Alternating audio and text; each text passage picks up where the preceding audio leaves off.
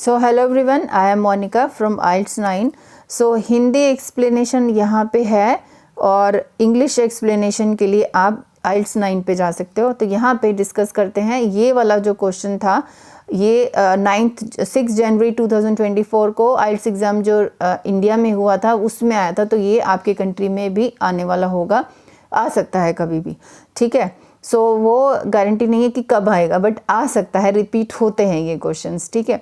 तो अब ये क्वेश्चन स्टेटमेंट है, इसको पढ़ लेते हैं। इसको कैसे करना है, इसकी प्लानिंग क्या है, पूरा रूल्स के साथ ब्रेनस्टॉर्म बॉडी 1 2 में क्या करना है, वोकैबुलरी क्या होती है एंड कैसे इंट्रोडक्शन लिखना है, वो सब अभी हम इसमें डिस्कस करेंगे, ठीक है। सिंपल एक्टिविटी होती है, साथ साथ में आप स्क्रीन पॉज करके लिख सकते हो, फिर मेरा भी चेक करो मैंने सिंपल वे में कैसे बताया है। तो अभी शुरू करते हैं। इसको पढ़ना है। सबसे पहले ये इंपॉर्टेंट चीज़ है जो आप इग्नोर करते हो, इसको 3-4 बार पढ़ो। The best way to teach children to cooperate is through learning sports at school. To what extent do you agree और डिसएग्री। आप किस हद तक एग्री हो या डिसएग्री हो। आप एग्री, फुली एग्री भी हो सकते हो, फुली डिसएग्री भी हो सकते हो, पार्शली एग्री भी हो सकते हो, and I agree up to a certain degree, up to a certain extent भी हो सकते हैं। मतलब 70% एग्री लिख दो, 30% आप डिसएग्री लिख दो। मतलब 70% इसके पॉइंट्स लिख दो, ज़्यादा इसके बारे में और थोड़ा सा डिसएग्री के बारे में, कि और भी स्पोर्ट्स के अलावा और भी कोई ऑप्शन हो सकता है, ठीक है। अब चलते हैं इसमें। द बेस्ट वे, अभी हमने इसको पढ़ा, आप स्क्रीन पॉज करके पढ़ो। सबसे इम्पॉर्टेंट, जो सबसे अच्छा मेथड जो है बच्चों को पढ़ाने का, cooperation through learning sports at school. तो ये अपना मेन टॉपिक हुआ, ठीक है। अब बात करते हैं 40 मिनट्स में हमें कैसे डिवाइड करना है। इस वीडियो में मैंने बताया हम ये करेंगे। 40 मिनट्स को कैसे, फर्स्ट 5 मिनट्स हमें प्लानिंग करनी है, नेक्स्ट 30 मिनट्स हमें राइटिंग करनी है, नेक्स्ट लास्ट 5 मिनट्स को हमें प्रूफ रीडिंग को देना है। प्रूफ रीडिंग मतलब अपने ऐसे को दोबारा पढ़ना है, ताकि अपनी स्पेलिंग एरर्स, कोई टेंस मिस्टेक, कोई सेंटेंस स्ट्रक्चर गलत लगाया हो, कोई हमने कनेक्टर गलत लगाया हो, वो चेक करके इरेज करके ठीक कर सकते हैं, ठीक है। तो 250 मिनिमम वर्ड्स होते हैं, बट मैं ये बोलूँगी आप 300 तो लिखो। 300, 310, 320 तक जाएगा ऐसे, कोई बात नहीं, ठीक है। एक अच्छा ऐसे 300 तक ज़रूर जाता है, उससे भी थोड़ा ज़्यादा चला जाता है। कितने पैराग्राफ होने चाहिए? 4 पैराग्राफ होने चाहिए। इंट्रोडक्शन और कंक्लूजन, सबसे पहले इंट्रोडक्शन, फिर बॉडी डिटेल 1, फिर बॉडी डिटेल 2, फिर कंक्लूजन होता है। 4 पैराग्राफ लिखो, ज़्यादा बेटर है, ठीक है, रादर देन कि एक ही पैराग्राफ में इतना बड़ा लिख दो, पॉइंट्स नहीं। तो अब प्लानिंग क्या करनी है, हमने 4 बार इस क्वेश्चन स्टेटमेंट को पढ़ा, मैं फिर से बोल रही हूँ, इसको पढ़ो। The best way to teach children to cooperate is through learn sports. सबसे इम्पॉर्टेंट जो है बच्चों को ये कोऑपरेशन स्किल पढ़ाना थ्रू स्पोर्ट्स के जरिए स्कूल लाइफ में, ठीक है। ये अपना टॉपिक हुआ, हमने इसको पढ़ा, हमने इस स्टेटमेंट को एनालाइज किया। मेन टॉपिक है टू टीच स्किल्स, कौन सी स्किल्स, जो कोऑपरेशन लिखी थी थ्रू स्पोर्ट्स एक्टिविटी, ठीक है। अब इससे मैं एग्री हो जाती हूँ, ठीक है। एग्री होती हूँ तो भी मैं लास्ट में अपोजिट पॉइंट पक्का लिख के आऊँगी, क्योंकि इससे sentence structure, different sentence structure हम लोग यूज़ कर पाएंगे, हाउ एवर भी यूज़ कर पाएंगे। इसे नॉनदलेस यूज़ कर सकते हो, हाउ एवर यूज़ कर सकते हो, कुछ भी यूज़ करो।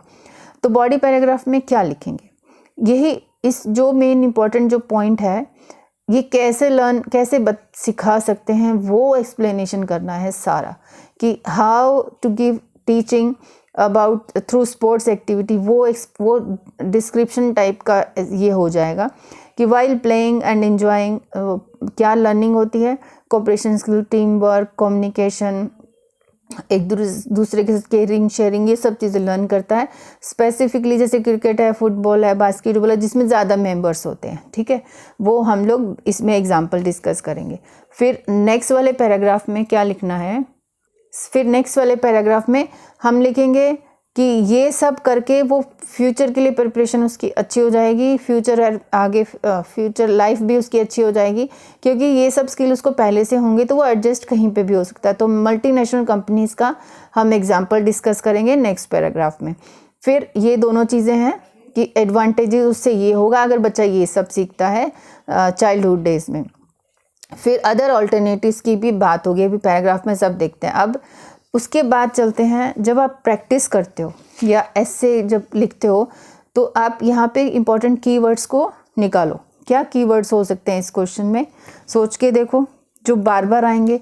ऑफ कोर्स बार बार सारे क्या आएंगे, ये भी आएगा the best way to teach children, children का भी सिनोनिम चाहिए, कोऑपरेट का भी सिनोनिम चाहिए, स्पोर्ट्स एक्टिविटी भी चाहिए, स्कूल का आप एजुकेशनल इंस्टीट्यूशन लिख सकते हो। तो इन सब के सिनोनिम हमें सोच के रखने हैं कि बार बार हम children, best way, learning, sports, school, cooperate नहीं लिख सकते ना।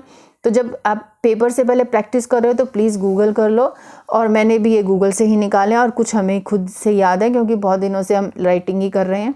तो कोऑपरेट का हम लिख सकते हैं coordination, collaboration, partnership, team work, ability of cooperation, integration, harmonise, so many words हम लिख सकते हैं। बेस्ट का हम लिख सकते हैं finest, top, foremost, pre eminent, ये हम यूज़ कर सकते हैं। टेक्निक का लिख सकते हैं मेथड, अप्रोच, स्ट्रेटजी, मेथोडोलॉजी। और जो बाकी जो वर्ड्स मैंने निकाले, आप इनका चिल्ड्रन, टीचिंग और स्कूल, इनका आप खुद से ढूंढो और आप अपना वर्ड्स को चेंज करो, ठीक है। तो मैं जैसे लिख दूंगी चिल्ड्रन का, स्कूल प्यूपिल्स लिख सकते हैं, स्कूल गोइंग चिल्ड्रन लिख सकते हैं, स्टूडेंट्स लिख सकते हैं, फिर एक चाइल्ड के साथ हम बात कर सकते हैं इसी टॉपिक से रिलेटेड। तो आप अपने यंगस्टर्स, मेच्योर्ड यंगस्टर्स, ऐसे कुछ भी आप लिख सकते हो, ठीक है। सो चलते हैं अब इंट्रोडक्शन पे।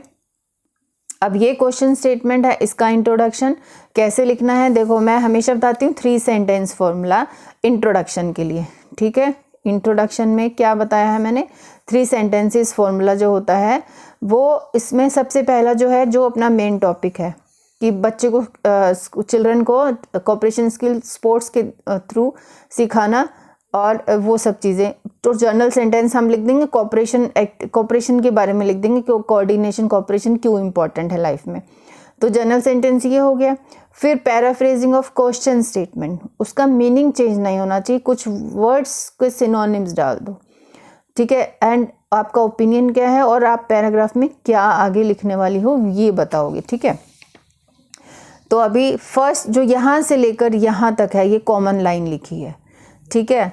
लेकिन टेम्पलेट के अगर अकॉर्डिंगली अगर चलो तो वहाँ पे लाइन होती है the importance of coordination which is a debatable topic for many ages, ऐसा भी लिख सकते हो।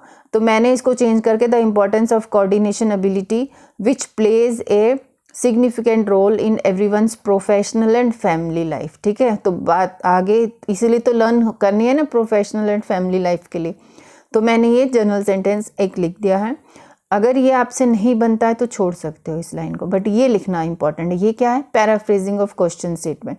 देखो मैंने क्या जोड़ा है, it is considered by many educationist और एक्सपर्ट्स डाल दो। दैट एजुकेशनिस्ट मैंने इसलिए डाला क्योंकि यहाँ स्कूल की बात हो रही है, यहाँ पे आप एक्सपर्ट्स भी डाल सकते हो, ठीक है।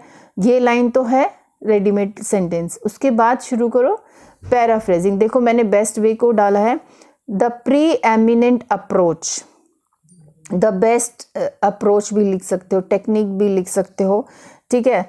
टू टीच, अब इसको मैंने चेंज नहीं किया, आप चेंज कर लो, चेंज करना चाहते हो तो टीच स्कूल गोइंग चिल्ड्रन, मैंने चिल्ड्रन की जगह पे स्कूल गोइंग चिल्ड्रन लिख दिया, ठीक है। About team work is only through sports activities at school level, सब कुछ सेम लिखा है मैंने। स्कूल का स्कूल लेवल लिख दिया, या एट एजुकेशनल इंस्टीट्यूशंस भी लिख सकते हो। ओनली स्पोर्ट्स के साथ मैंने एक्टिविटीज़ लगा दिया। अब आगे है ये जो रेड वाला है, पिंक वाला, इसमें मैंने बताया अपना पॉइंट ऑफ व्यू।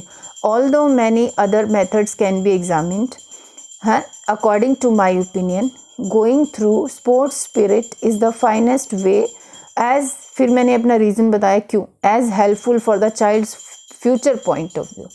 और अगर ये नहीं लिखना है तो सिंपल लिख दो I agree with the above statement, ठीक है। फिर उसका रीज़न ये लिख सकते हो, रीज़न लिखोगे तो ज़्यादा अच्छा है कि क्यों एग्री करते हो, और डिसएग्री करते हो तो अपना और रीज़न लिखोगे। फिर आगे इंपॉर्टेंट लाइन, दिस ऐसे would not only outline my arguments in favor but also elaborate some illustrations in the forthcoming paragraph। Simple सा देखो मैंने लिखा है इंट्रोडक्शन, ये देखो सिंपल सा इंट्रोडक्शन है। आपको बड़ा लग रहा होगा क्योंकि मैंने खुला खुला लिखा है, बहुत इतना भी बड़ा नहीं है। आप खुल के लिखो, कोई टेंशन नहीं है, खुल के लिखो, इंट्रोडक्शन भी कंक्लूजन भी, ऐसा भी नहीं है कि बहुत छोटा लिखना है। यहाँ खुल के नहीं लिखो तो बॉडी पैराग्राफ में खुल के लिखो अपने पॉइंट्स। जितना खुल के लिखोगे विदाउट बहुत ज़्यादा रेडीमेड चीज़ों के बारे में, जो रेडीमेड चीज़ें हैं आप स्टार्टिंग में रेडीमेड चीज़ों से, रेडीमेड टेम्पलेट से स्टार्ट करो, बट बाद में आप खुद ही उसको चेंज कर पाओगे उसकी लैंग्वेज, दैट्स मोर इम्पॉर्टेंट। अब बॉडी 1 को इस पॉइंट को लेके वाइल प्लेइंग, एंजॉइंग, लर्निंग, वो क्या क्या करता है और ये गेम तो देखो हमने कैसे डिस्कस किया। एज ए स्टोरी समझ के लिखो आप, सब कुछ आएगा।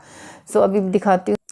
Analysing the significance of harmonising skill, harmonising आना चाहिए यहाँ पे, या कोऑर्डिनेटिंग, कोऑपरेटिंग स्किल्स और कोऑर्डिनेटिंग स्किल्स लिखो आप, अगर आपको कन्फ्यूज़न है ना। कोऑर्डिनेशन स्किल्स मैंने यहाँ लिख दिया, ठीक है। Coordination skills during school tenure by playing games along with education. First point, participating in games like football, cricket and basketball with the classmates. A child can learn how to, अच्छा ये जो मैंने लिखा है, मैंने शायद एक कुछ मिस किया है यहाँ पे, where many players are needed, ये मैंने पढ़ते हुए many team members और many players are needed, ठीक है। पैसिव वॉइस भी साथ साथ में चलनी चाहिए। With the many players are needed, तो ये काट सकते हो। बास्केटबॉल, ठीक है। लाइक हमने ये लिखा है कि इन गेम के बारे में, where many players are needed, तो जब ये हम बात करें participating games like football, cricket, basketball with many players are needed, where many players are needed, ये ब्रैकेट में हो गया। With the classmates, a child can learn how to communicate, expressing his or her consent to the team leader for winning the game title. This is to say, फिर उसका example, अगर आप इसको काटना चाहते हो काट सकते हो, इसमें कोई ज़रूरत नहीं है कि पार्टिसिपेटिंग इन गेम्स लाइक, ये एग्जाम्पल दिया गेम्स का, विद द क्लासमेट, इसको छोड़ दो आप। एक child can learn how to communicate expressing his और her consent to the team leader for winning the game title. This is to say, अब ये उसको एक्सप्लेनेशन है इस पॉइंट का। वाइल प्लेइंग और doing practice one can recognise the cooperation, team spirits with other team members, ठीक है। तो ये सब चीज़ें वो लर्न कर सकता है। एज ए कॉन्सिक्वेंस रिजल्ट हो गया। ये पहले पॉइंट था, थोड़ी स्टोरी बताई मेन चीज़ के बारे में कि कैसे लर्निंग होता है, फिर बताया कि वहाँ वो उसका एक्सप्लेनेशन दिया कि क्या क्या लर्न हो रहा है, फिर उसका रिजल्ट क्या होगा। इन फ्यूचर हिज और हर प्रोफेशनल, ये हिज और हर क्यों लिखा है, क्योंकि हम वन चाइल्ड की बात करने लगे, चिल्ड्रन भी लिख सकते हो। हिज और her professional life where an employee or a worker has to work in a team leader under one team leader or a manager in order to achieve the organizational goals, ठीक है। For instance, most of the multinational companies have this common scenario: separate group leaders as for distinct departments. If children already aware this calibration skill, then there would be no looking back. अगर children को पहले से ये सब आता होगा तो looking back नहीं होगी, मतलब पीछे मुड़ के देखना नहीं पड़ेगा, ये स्किल है, ठीक है। अब सेकंड पैराग्राफ पे चलते हैं। सेकेंड पैराग्राफ को मैंने स्टार्ट किया है, further more it is worth noted that, ये आपने नोट किया होगा, ये राइटिंग टास्क 1 में भी मैं यूज़ करती हूँ, अच्छा सेंटेंस स्ट्रक्चर है। It is worth noted that this ability called partnership not only helpful in career life but also to have happy relationship with the peoples life partner, ठीक है। तो ये हमने दोनों के इसके फ़ायदे बताए।